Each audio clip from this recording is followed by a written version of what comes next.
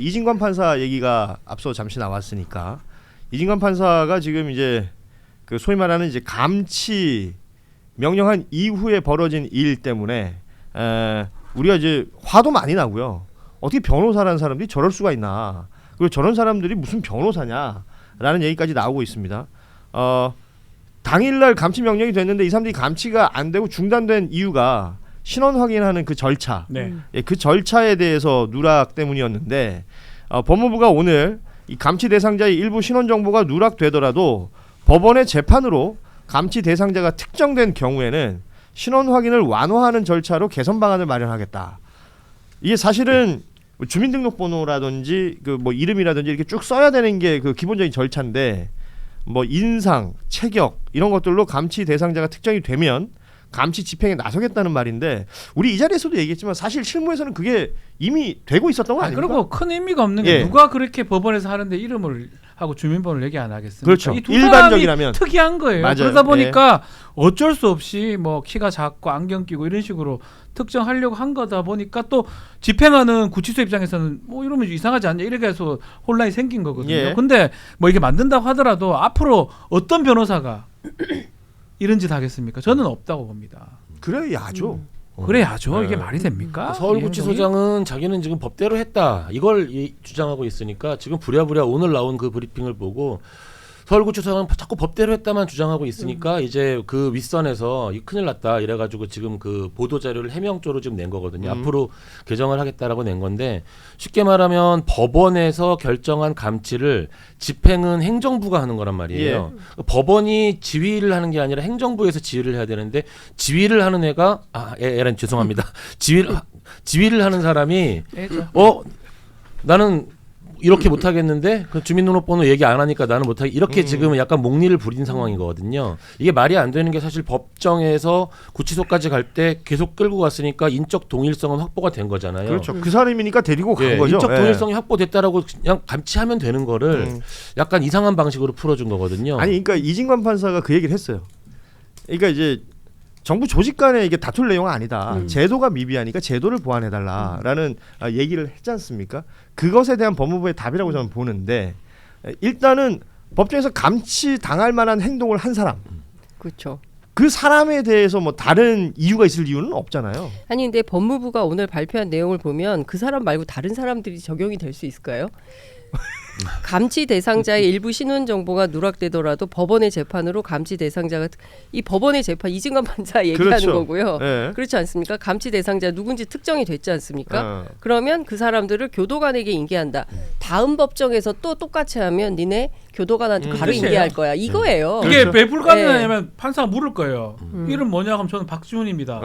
주민번호 얘기하고 예컨대 변호사 번호 얘기하고 다 하죠. 누가 안 합니까? 그러니까 이게 안 하니까 문제 생긴 거거든요. 심지어는 거짓말을 하는 경우도 많아요. 성명모형 소송이라 그래가지고 저한테 너 누굽니까라고 물었는데 박지훈입니다. 라고 하면 저를 끌고 가잖아요. 뭐라는 건 나 박지훈 아는데. 근데 그거 확인하는 방법은 많아요. 그래서 그걸 인정신문이라고 보통 얘기를 하는데 이름 뭡니까, 직업 뭡니까, 본적 어딥니까, 주소 어딥니까, 당사자 동일성 확인하는 거거든요. 그런데 인정신문에서 진술 거부하는 경우가 아주 가끔 있더라도 재판은 그 외에 다른 것으로 동일성이 인정되면 진행하도록 형사소송법은 그렇게 돼 있어요. 내가 이 얘기 처음 나왔을 때 서울구치소가 뭐 이러이러한 이유를 안 했다고 할 때 그때 예를 들었던 게 뭐냐면 뭐 노숙자라든지 신원 특정이 안 되는 사람들 뭐 완전 만취해가지고 자기 이름도 말 못하는 사람들 막 이런 예를 들더라고.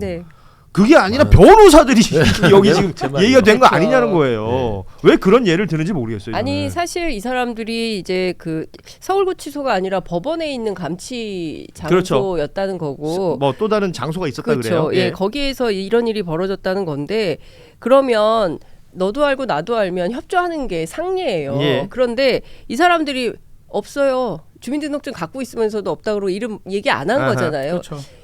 일종의 이제 행정에 불복종한 거예요. 그렇습니다.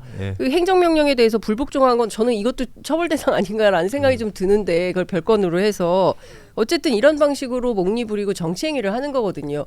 무슨 자기들이 독립운동하는 거 아니지 않습니까? 민주화운동하는 거 아니잖아요. 말도 안 되는 극우 주장을 하면서 이 내란 재판 전체를 완전히 그냥 흔들기를 하고 있는 건데 이 부분에 대해서 그나마 법무부라도 이런 대응을 하는 게 너무 다행인 거고 또 하나 아쉬운 것은 당일 재판에서 이진관 재판장이 살짝 당황했던 것 같아요. 그러니까 만약에 현장에서 당신 누구세요? 이름 뭐예요? 직업 뭡니까? 뭐 이런 걸 만약에 이제 그 현장에서 했더라면 그걸로 특정이 되잖아요. 그냥 말 그대로 그럼 그건 바로 빼박이었을 그쵸 텐데. 빼박이어서 바로 감치할 수 있었는데 그날 그런 상황을 처음 겪다 보니까 이진관 재판장도 당황해서 누구세요? 감치합니다. 이제 이런 결정을 해버려서 좀 논란이 있었던 것 같은데 저는 별건으로 하고 이게 왜 이렇게 큰 이슈가 되는지조차도 잘 모르겠어요. 그래서 오늘 이 일이 있은 후에 6일이 지나면서 법원 행정처에서 그러니까 서초 경찰서에 고발했다라는 네, 뉴스가 네. 나왔습니다. 그러니까 왜 법원 왜 아무 말도 안 하냐라는 얘기를 우리가 지난 일주일간 해왔잖아요. 법원 변협 그리고 이제 변협에다가 서울중앙지법에서는 이게 징계 관련해서 징계 사유가 생겼으니 그걸 통보했다는 겁니다. 변협이 오늘 직권으로 예, 조사. 변협 또 조사위에 올렸다라는 얘기까지 나왔는데 이게 일주일 걸릴 일이에요? 그러니까요. 바로 했어야죠 사실은. 아무튼 바로 해야 될 일이고 또 뭐 저는 또 이게 뉴스거리도 사실 아닌 게 앞으로 이렇게 할 변호사는 없다고 저는 보고 이 집행이 중지나 정지됐던 부분이에요. 다시 감치 결정을 한 거를 살려서 15일을 받았지 않습니까? 15일 살려야 됩니다. 근데 그리고 그 언제 외적인 집행? 법 언제 지금도 집행되는 가능하죠. 하려면. 예. 그러니까 하려면 이진관 가능하죠. 판사가 결심을 하고 집행을 하면 되는 건 아닌가요? 집행을 하면 되는데 네. 문제는 이제 그 집행을 해버리면 얘들이 자기들이 감치됐다 또 자기들이 고발돼서 형사 절차한다라고 자기들의 재판 뭐 김용현 담당이니까 그러니까 그 또 꼼수를 부릴 수 예, 있다면서요. 그 재판 지연책으로 그거를 활용을 예. 하는 수가 있어서 그런 부분까지 아마 좀 고민을 해야 될 것 같고요. 지금 이 사람들은 변호사잖아요. 변호사라는 직업은 내가 나를 위해 일하는 게 아니라 내가 맡은 의뢰인의 최선의 이익을 위해 일하는 거거든요. 그건 관심 없는 사람들. 저 사람들은 재판 결과에 관심 없는 예, 거예요 예. 지금. 그 재판 결과 관심 없고 자기가 유명해지는 거를 지금 그렇죠. 관심 있는 사람들. 정치 그렇죠. 예. 저기 이미 스스로. 제가 오늘 오전에 보니까 이미 자신의 유튜브에서 와 내 뭐가 어쩌고 저쩌고 자기 이미 막 PR을 많이 그 해놨더라고요. 유튜브 구독하세요? 아니요. 아, 예. 그 기사를 봤죠. 예. 그런데 구독 아니 그럴 리. 저는 한겨레 TV를 구독하고 있습니다. 예, 농담입니다. 예, 그래서 하여튼 저 사람들은 자기 직업적으로도 이미 저 재판과 관련된 결과에 관심이 없는, 그러니까 오로지 자신들이 그냥 관심을 받기를 원하는 사람들이기 때문에 정말 너무 변호사로서의 자격이 없다라고 보이는 거죠. 근데 저는 관종 그 이상인 것 같은데요. 아, 그 물론 이제 개인의 정치 행위도 있겠지만 저는 아까도 말씀드렸지만 이건 기본적으로 국민에 대한 모독 행위를 하는 거예요. 예. 그 이진관 재판장을 향해서 하는 얘기를 들어보세요. 이 도대체 공중 방송에서 옮길 수 없는 지경의 욕설, 조롱, 예. 뭐 하여간 뭐 무슨 뭐 행위 이런 등등에 대해서 막 얘기를 하지 않습니까?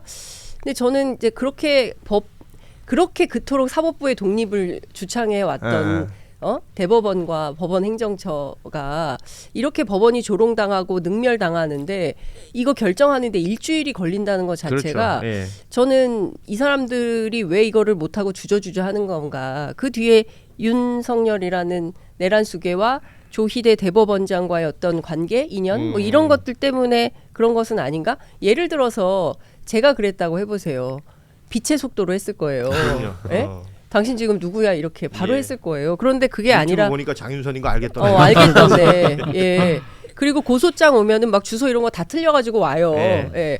아니 그렇게 적극적으로 집행을 하는 사람들이 왜 주저주저 했을까? 대한변협은 왜 그랬을까? 아니 법원 눈치 본 거 아닙니까? 법원이 이렇게 나오니까 그 다음 단계로 야 그럼 우리도 뭐라도 해야지라고 해서 조사 들어간 거 아니겠습니까? 예. 내란이 1년이 지나서 다음 주면은 이제 12월 3일이 일주기가 돌아오는데 여전히 우리 사회는 기득권층에 의해서 지배당하고 있고 변화된 게 없다. 반성도 없다. 기득권 언론들 여전히 엄호하고 있어요. 내란 세력을. 그러니까 저는 이 질서를 바꾸지 않는 한 이 지금 국민들이 야 이게 어떻게 15년이냐 최순실도 25년을 받고 날더러 감옥에서 늙어 죽으라는 거냐라고 막 고래고래 소리를 질렀던 일을 잊지 못하고 있는 국민들이 보기에 어떻게 이렇게 헐렁하게 재판을 진행할 수가 있냐. 예. 그나마 이진관 재판장이 있으니까 다행이지만 지규현 판사 보세요. 장난하는 것도 아니고 국민 목숨이 장난거리입니까? 그럴 수 없는 거잖아요.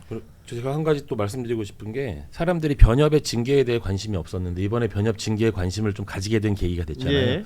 지금까지 사실 변협 징계가 굉장히 솜방망이 징계가 많았어요. 하나마나 했죠, 예. 사실. 예. 그 재판에 불출석해서 이제 그 중요한 사건에서 패소를 만들어낸 그 권경혜 변호사 당사자한테 정직 1년 나왔거든요. 정직 1년. 네, 그러니까 변호사 변호사 1년 하지 말라는 거였어요. 변호사 사이트에 가면 그 징계가 공개가 되는데 가장 많이 걸리는 게 음주운전인데 초범으로 음주운전 걸릴 때는 견책밖에 안 줘요. 견책 그냥 주의해. 다음부터 그러지 마 이거거든요. 예. 심지어 과태료도 안 나오는 경우도 많아요. 변협의 징계 자체에 대해서도 조금 더 강화해가지고 좀 판단할 필요가 있고 이 경우에 굉장히 센 절대 과태료나 견책에 머물지 말고 중징계 이상인 정직 이상은 당연히 나와야 되는 거고 그렇게 좀 판단할 필요가 있는 사안이라고 봅니다. 네. 아니 의식 있는 변호사들이 연명해가지고 서명 운동을 하세요. 우리 이렇게 해가지고 변호사 같이 부끄러워서 못 해먹겠다. 자, 그건 이제 우리 또 변호사분들이 네, 하셔야 뭐 되지 않을까. 움직임이 있지 않을까 싶고 사실은 그 이후 징계가 뭐가 나오느냐에 따라서 또 어떤 리액션들이 나올 것 같다는 생각도 아니 드는데. 왜냐하면 대한변호사 협회 같은 경우에는 그냥 여의란 무슨 그런 사조직이 아니지 않습니까? 예.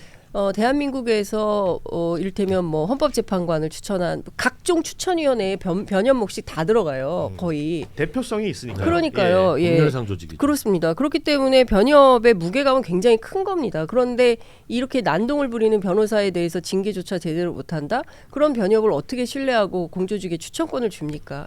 아니 그 변협 안에서도 의견이 나누어진다고 하더라고요. 네. 그러니까 이제 변호사가 이제 의뢰인에 대해서 조력할 수 있는 그 권한을 막는 것이다라는 취지의 의견을 내는 사람들도 있다고 하던데, 그러니까 이런 것들이 난 더 알려져 버려야 된다고 봐요. 그 동안은 변협 안에 뭐 이런 구성원도 있고 저런 구성원은 있다 뭐 이렇게 얘기가 있을지 몰라도 그런 것들이 더 이렇게 공개되고 나면 그것이 주는 압박이 또 있지 않을까라는 생각을 좀 해보면서 시간이 너무 많이 지나버렸는데 다음 뉴스 좀 다루도록 하겠습니다. 자, 내란 특검이 김건희 특검을 압수수색했다. 요게 사실은 뉴스의 첫 문장이어서 특검이 특검을 압수수색해? 라고 생각을 했었는데 이게 이제 조금씩 어떤 이유인지 내용이 나오고 있죠. 그러니까 박성재 전 법무부 장관이 내란 연루 혐의를 내란 특검에서 수사하는 과정에서 지난해 5월 김건희 씨가 그러니까 텔레그램을 박성재 전 장관한테 보냈다라는 내용들 확인. 그리고 당시 정황을 확인하기 위해서 법원의 영장을 받아서 일종의 자료 협조를 한 거죠. 네네. 그렇죠. 예, 이름은 압수수색이라고 하지만 그렇기 때문에 추적 당연히. 그러고 나서 최병 특검에서도 같은 내용으로 같은 이유로 그러니까 거기에 자료가 있으니까 김건희 특검에 압수수색 영장 받아서 또 집행했던 내용이 저도 있습니다. 처음에는 압수수색 나왔게 이게 뭔 소리야 하고 갔다가 이게 참 굉장히 약간 잘 어떤 절차를 룰대로 가고 운용을 있다. 했다. 왜냐하면 이게 민감 정보라 그래가지고 예. 개인이 가진 민감 정보를 함부로 처리하면 그거 자체가 범죄가 되는 이제 개인정보보호법이 굉장히 세게 돼 있는데. 아무리 특검이 분리돼 있잖아요. 법인격이 서로 다르단 말이에요. 네. 그러니까 이 정보로 넘길 때 함부로 넘길 수 없고 개인정보 처리자가 여러 가지 절차를 거쳐야 되는데 압수수색이라는 절차를 통해 가지고 그거를 받아오는 저는 굉장히 오히려 현명한 수를 뒀다고 생각을 합니다. 예. 자, 그 내용을 볼 필요가 있을 것 같습니다. 지난해 5월입니다. 지난해 5월 15일 김건희는 박성재에게 내 수사는 어떻게 되고 있나? 김혜경, 김정숙 수사는 어떻게 되어가나? 왜 김정숙 수사는 2년간 진척이 없느냐라는 취지의 제법 긴 메시지를 보냈다고 합니다. 이게 지금 다들 기억하시겠지만 김혜경 여사의 뭐 카드 썼다는 내용이라든지 아니면 김정숙 여사 뭐 그 옷, 샤넬. 예, 뭐 이런 거 관련된 또 외유 뭐 이런 거 관련된 의혹들을 검찰이 수사를 했죠. 그러니까 그것에 대한 이게 사실상의 수사 지휘 아니냐? 되게 근데 심각한 JT 내용인지 어떤 내용인지는 더 봐야 되긴 한데 예. 장문의 메시지를 보냈다는 거예요. 그리고 김건희가 박성재 법무부 장관은 직접 메시지가 그러니까요. 왔다 갔다 했다는 거거든요. 지금 들리는 사실에 따르면 내 건 어떻게 되고 더 나아가서 김혜경 여사, 김정숙 여사 다 어떻게 되고 예. 사실상 이렇게 가능한가 싶기도 한데 아니 그러니까 김건희가 뭐라고가 여기서 지시를 나오는 내렸다고 거예요. 보는 게 맞다고 제가 이 봐야죠. 기사를 보고 무슨 생각이 들었냐면 김건희 특검과 관련해 가지고 계속 뭔가 가십성 뉴스가만 자꾸 나오는 게 좀 전 굉장히 불만이었거든요. 물론 그 가십 자체가 그 김건희 씨의 본질이다라고 보는 어떤 측면에서는 물론 필요한 뉴스들이 나왔다고 생각을 하지만 예. 정작 중요한 것들은 왜 안 나오고 있을까 할 때 이거 지금 제가 그 오늘 지금 말씀하신 이 뉴스는 국정농단의 본질이거든요. 그렇죠. 매우 중요해요. 예. 이제 국정농단이 어떤 식으로 이루어졌는지를 국민들이 아니 뭐 조그마한 파우치 이런 게 문제가 아니라 아예 직접적으로 인사에 관여를 했구나, 직접적으로 국가 행정에 관여를 했구나, V0라고 불리는 이유가 있었구나, 여기에 대한 아주 중대한 근거가 되는 뉴스라고 생각을 합니다. 아니 김건희 씨가 아무것도 아닌 사람인데 수사지휘를 했잖아요. 수사지휘를 했고 오늘 저녁에 JTBC가 추가 보도하는 것 같던데 김명수 대법원장 사건은 어떻게 되는 거야? 이런 걸 또 물었다는 거예요. 그러니까 김건희 씨가 비단 본인과 뭐 그 2명의 여사 사건뿐만 아니라 김명수 대법원장 뭐 어떤 게 더 나올지 모르겠어요. 그러니까 저는 특검팀에 대한 우리 국민들의 기대와 여망이 굉장히 컸어요. 내란을 극복하는 과정에서 이 3대 특검이 그 대한민국의 명운이 걸린 수사였고 여기에서 어떤 내용을 밝혀내느냐에 따라서 향후에 대한민국의 100년이 달라질 거다. 확실히 우리 대에 친일파 청산 제대로 못했고 그리고 반민특위가 형해화되면서 우리 역사가 굴곡졌는데 이번 특검을 통해서 그런 거 확실히 해결하자라고 했었는데 결국 이번 특검도 좀 그렇게 되는 측면이 있지 않냐. 뭐 중간에 뭐 김건희 특검 같은 경우에는 뭐 검사들이 돌아가겠다 네. 이렇게 뭐 항명도 하고 막 이러지 않았습니까? 이게 종합을 해볼 때 김건희 씨가 잘 아는 것 같아요. 검사보다 검사를 더 잘하는. 네, 그런 차원에서 본인이 충분히 핸들링할 수 있다고 생각해서 이렇게 했고 또 하나는 박성재 장관이 굉장히 웃기는 사람인 겁니다. 예. 자기는 사실 국회에 와서 국회의원들을 정말 아래 위로 노려보고 국민들이 문제 제기할 때나 그 뻣뻣하고 오만부동한 사람이 김건희 앞에서는 정말 애완견 이상으로 순한 양으로 굴었던 거 아닙니까? 그리고 더 기가 막힌 것은 창원지검을 통해서 실시간으로 그 법무부 공공형사부 과장인가요? 예. 실무자를 통해서 수사 정보를 받았다는 거잖아요. 이거 뭐에 받았겠어요, 자기가. 김건희 씨한테 토스하려고 그랬던 거 아니냐. 그러니까 종합해 보면 창원지검은 이제 명태균 씨 관련된 이야기들이 그렇습니다. 있었던 곳이니까요. 종합을 해보면 이 김건희라는 사람의 개인적인 사법 리스크를 막기 위해서 내란 속의 윤석열은 전쟁, 필요하면 전쟁도 결국엔 비상계엄까지 한 거다. 이런 결론에 이르게 되는 것 같습니다. 요 이야기는 저희가 이제 우리 2부 출연자분들 또 모시고 좀 더 나눠 보도록 하고 김정원 변호사는 이제 시간이 다 돼가지고 아이고. 예 이제 자리를 비우셔야 되는데 끝으로 한 말씀 하실 수 있는 시간을 드리죠. 아 끝으로요? 예. 다음 주에도 나오시는데 아, 네. 오늘 끝으로. 네. 갑자기 깜짝 살짝 긴장하셨어. 아, 네네. 네, 아닙니다. 왜 얼굴 빨개져요? 나 맞아요? 사람 민망하게. 깜짝 놀라시네. 네, 여러분 인생은 식사와 소화 과정입니다. 폭식하세요. 알겠습니다. 돈가스 얘기하려고 그랬죠. 예. 자, 그리고 우리 김규현 변호사하고 김남일 기자 바로 모시도록 하겠습니다. 자리해 주시죠. 예. 이 내용을 지금 우리 박준 변호사하고 장윤선 기자가 조금 뭐랄까 이게 통합해서 얘기해 주셨는데 조금 더 자세히 보자면 일단 앞서 5월에 김건희 씨가 박성재 전 장관하고 메시지 주고받았는 게 5월 15일. 근데 그러고 나서 바로 검찰 인사가 나잖아요. 그렇죠. 그러니까 김건희 관련된 사건을 법무부 장관하고 얘기를 나눈 다음에 인사가 나요. 그러니까 5월 15일에 메시지를 주고받았는데 5월 14일 바로 하루 전날입니다. 법무부가 정기 인사가 아닌데 서울중앙지검이 이 김건희 관련된 수사는 그 수사 라인을 다 바꿔버립니다. 이때 다들 기억하실 거예요. 뭐 이원석 총장 뭐 친초가 패싱. 침묵 뭐 이런 얘기 있었었던 그때 왜냐하면 이원석 총장이 당시에 김건희 그 소위 말하는 디올백 관련해서 수사 전담팀 구성을 지시했던 바로 그 타이밍이거든요. 그러니까 검찰총장은 패싱이 되고 법무부 장관하고 사건 당사자 물론 대통령의 부인입니다. 서로 메시지 주고받으면서 이 검찰 인사도 나고 타이밍에 맞춰가지고 관련해서 사건 어떻게 되고 있느냐 묻고 자기 사건 묻는 걸 떠나서 뭐 김혜경, 김정숙 이 인물들의 사건이 어떻게 됐는지 또 묻고 그걸 보고하고 창원지검 관련해서는 명태균 씨 관련해서 공천 개입됐던 내용이 있기 때문에 그 자료를 박성재 장관이 받아볼 이유가 없는 거죠. 사실 개별 사건에 대해서는.